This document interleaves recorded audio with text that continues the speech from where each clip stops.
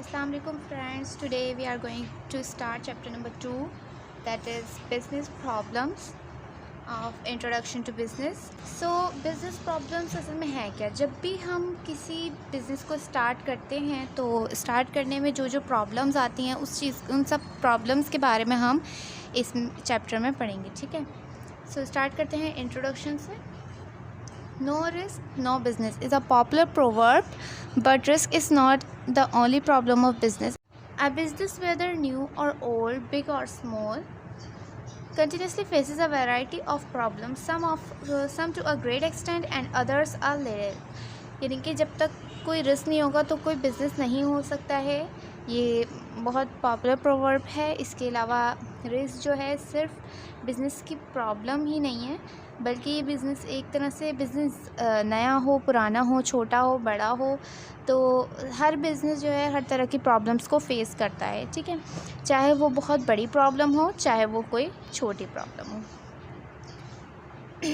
Then it is important to bear in mind that essentials of establishing a business house is a synonymous terms with business problems। यानी कि business होगा तो business की problems भी साथ में होंगी। तो इस बात का हमें माइंड में रखना है कि जब तक कोई बिज़नेस नहीं हो सकता जब तक कोई प्रॉब्लम वो फेस ना करे। यानी कि आपको पहले ही बताया था कि बिज़नेस में रिस्क होते हैं, तो जब तक आप रिस्क एज्यूमिंग नहीं होंगे तो आप कोई बिज़नेस नहीं कर सकते।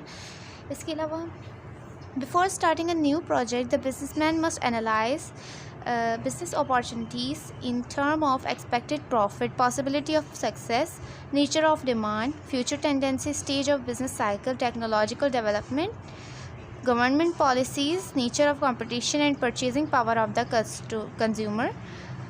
Assessment in such a way will help the business satisfy the demand of owners, management, employees, consumers and the government. Assessment of opportunities is equally important for both new and old business. जब भी कोई business start करते हैं उससे पहले जो है businessman को क्या क्या चीज़ें एनालाइज़ करना पड़ती हैं, क्या क्या चीज़ें सोचनी पड़ती हैं पहले से।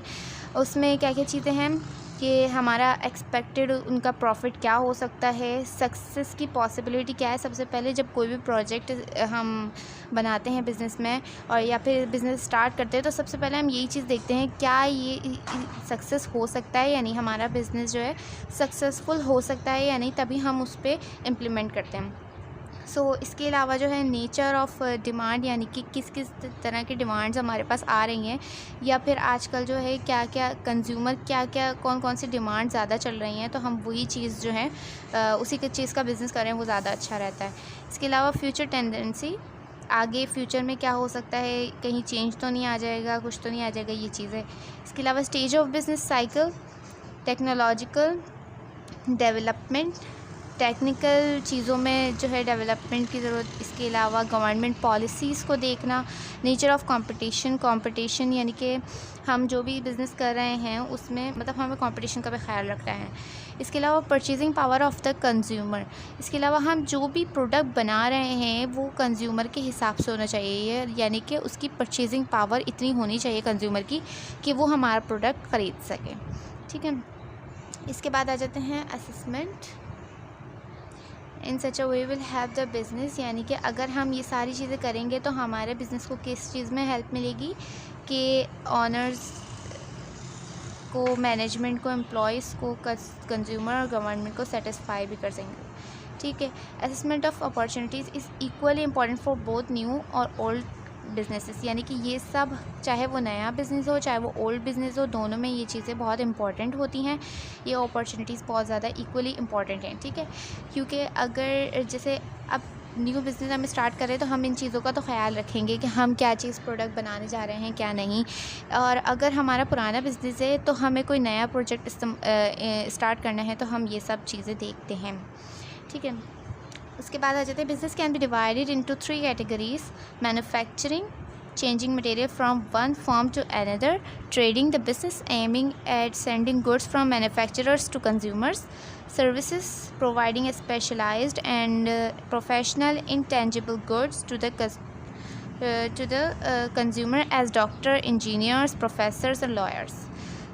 इसमें 3 तरह के बिज़नेस जो है उसको 3 हिस्सों में डिवाइड किया गया है, 3 कैटेगरीज में डिवाइड किया गया है, which is number 1 is manufacturing, trading and services. Manufacturing क्या होता है कि कोई भी चीज़ को एक मटेरियल को दूसरी किसी फिनिश चीज़ में कन्वर्ट करने को मैन्युफैक्चरिंग कहते हैं। यानी कि हमने एक रॉ मटेरियल लिया और यानी कि हमने जैसे वुड ली और फिर हमने क्या किया, उस पर काम करने के बाद उसको एक चेयर की फॉर्म दे दी या फिर जो है बेड की फॉर्म दे दी। तो ये सारी जो है ये पूरा जो प्रोसेस के मटेरियल की एक फेस से दूसरे फेस में कन्वर्ट होने को मैन्युफैक्चरिंग का प्रोसेस कहा जाता है। ट्रेडिंग नंबर 2 है trading, the business aiming at sending goods from manufacturers to consumer. Business में जब कोई चीज़ मैन्युफैक्चर हो जाती है तो फिर उसके बाद बारी आती है ट्रेड की, यानी कि हम उस प्रोडक्ट को मैन्युफैक्चरर्स से यानी कि फैक्ट्री से हम कंज्यूमर्स तक पहुंचाते हैं, ठीक है। तो ये हो जाता है ट्रेडिंग। उसके बाद क्या होता है services, providing specialised and professional intangible goods. इसके अलावा बिज़नेस की थर्ड कैटेगरी सर्विसेज है। तो इसमें क्या होता है कोई भी स्पेशलाइज्ड या प्रोफेशनल गुड्स या सर्विसेज देना, इन शॉर्ट अगर कहें तो सर्विसेज देना, जो कि इंटेंजिबल गुड्स कहलाती है। फॉर एग्जांपल कि डॉक्टर हो गया, इंजीनियर हो गया या प्रोफेसर हो गया, लॉयर हो गया, तो ये लोग क्या करते हैं कि ये लोग इंटेंजिबल गुड्स प्रोवाइड करते हैं, मींस सर्विसेज प्रोवाइड करते हैं अपनी। ये कोई चीज़ बेचते नहीं हैं, ठीक है, वो अपनी सर्विसेज देते हैं और उसके बदले में अपनी पेमेंट लेते हैं, ठीक है। ये बिज़नेस की 3 टाइप्स थी। Every business faces identical problems irrespective of size, kind, and being old or new. Even at the time of establishment, the same problem come up. With these problems are of continuing and recurring nature. Today they are solved, and tomorrow they re-emerge in buying, production, staffing, marketing, and so on.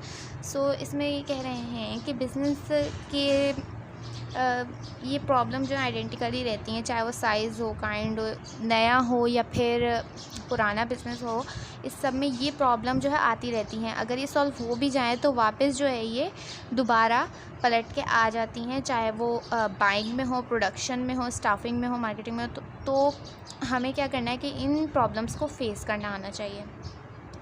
Then आ जाते हैं common problems, यानी कि business को establish करने में, यानी कि अगर हम कोई बिज़नेस स्टार्ट करें तो उसमें हमें क्या क्या प्रॉब्लम्स फेस कर सकते हैं। मोस्ट कॉमनली फेस प्रॉब्लम्स और essentials of business establishing a business house are as under. Number 1 is organisational problem, यानी कि किसी भी चीज़ को ऑर्गेनाइज़, यानी कि हम जब बिज़नेस स्टार्ट करेंगे तो उसको ऑर्गेनाइज़ करेंगे, उसमें जो प्रॉब्लम्स आती हैं वो ऑर्गेनाइजेशनल प्रॉब्लम्स हैं। अच्छा, इसमें अभी जो है सिर्फ़ और सिर्फ नाम लिखे हुए हैं, हम नेक्स्ट उसमें सारी चीज़ें बिल्कुल एक्सप्लेनेशन में पढ़ेंगे, ठीक है। तो ऑर्गेनाइजेशनल प्रॉब्लम में 3 प्रॉब्लम आती हैं। नंबर 1 है टाइप ऑफ ऑनरशिप, हम किस टाइप की ऑनरशिप जो है हम चाहते हैं कि हम अपनी जो बिज़नेस कर रहे हैं वो किस टाइप की ऑनरशिप हो। ऑनरशिप 3 टाइप की होती हैं, सोल प्रोप्राइटरशिप, पार्टनरशिप और जॉइंट स्टॉक कंपनी। तो हम इसको बाद में इसको पूरा इसी तरह एक्सप्लेन करके पढ़ेंगे, इधर अभी देखते हैं। इसके अलावा types of channels to be used, किस टाइप के चैनल यूज़ करेंगे, यानी कि हम पहले होलसेलर को देंगे, फिर रिटेलर को देंगे, या इस तरीके से ये सारे जो इंपोर्ट एक्सपोर्ट ये सब जो चैनल्स में आता है, सही। इसके बाद आ जाते हैं इंटरनल ऑर्गेनाइजेशन, अंदर की ऑर्गेनाइजेशन कैसी होगी। फिर नेचर ऑफ बिज़नेस, हमारे बिज़नेस की नेचर क्या होगी, आया कि वो कमर्शियल है या फिर मैन्युफैक्चरिंग बिज़नेस है, तो ये सारी चीज़ें नेचर बिज़नेस हमें देखना होगा। फिर हमें इंफ्रास्ट्रक्चर, यानी कि बिजली, गैस और ये चीज़ें जो चीज़ों की ज़रूरत है वो सारी चीज़ें, सारे इंफ्रास्ट्रक्चर होने चाहिए।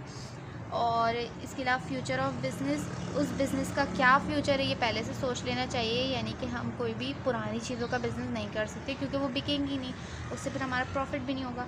तो इसलिए फ्यूचर हमें सोच के रखना चाहिए। फाइनेंस और रेजिंग कैपिटल, हमें कैपिटल को कैसे रेज़ करना है, हमें फाइनेंस को कैसे रेज़ करना है, कहाँ से लोन लेना है, ये सारी चीज़ें इसमें आ जाती हैं। देन लोकेशन और लेआउट, हमें किस जगह बिज़नेस करना चाहिए, यानी कि हमारा जो बिज़नेस का ऑफिस या फैक्ट्री है वो हमें कहाँ लगानी चाहिए, बिल्कुल लोकेशन उस हिसाब से होनी चाहिए। अगर हम रिटेलिंग का कर रहे हैं या होलसेलिंग का कर रहे हैं तो हमें ये पता होना चाहिए कि कहाँ हमारे जो है गुड ज़्यादा बिकेंगे, किस इलाके में ज़्यादा बिकेंगे, तो हम उधर ही हम अपना बिज़नेस करें, तो वो ज़्यादा अच्छा होता है। फिर स्टाफ का करना, यानी कि लोगों को हायर करना, तो ये हमें स्टाफिंग की ज़रूरत होती है। उसके बाद क्या हम देखते हैं, types of goods and services to be dealed in, हमें किन किन टाइप्स की गुड्स और सर्विसेज में डील करना है। इसके अलावा मार्केटिंग, कंपटीशन, हमें पता होना चाहिए हम जो बिज़नेस करने जा रहे हैं उसको कौन कौन से कॉम्पिटिटर्स हैं। इसके अलावा रिस्क और इंश्योरेंस, हमें पता होना चाहिए किस चीज़ का रिस्क हो सकता है हमें, और किस किस रिस्क की इंश्योरेंस करवानी चाहिए। इसके अलावा हमें गवर्नमेंट के लॉस का पता होना चाहिए कि गवर्नमेंट में क्या क्या पॉलिसीज़ चल रही हैं, कहीं हम कोई इलीगल काम ना करें। फिर बिज़नेस इंफॉर्मेशन, यानी कि बिज़नेस के बारे में हमें इंफॉर्मेशन होनी चाहिए।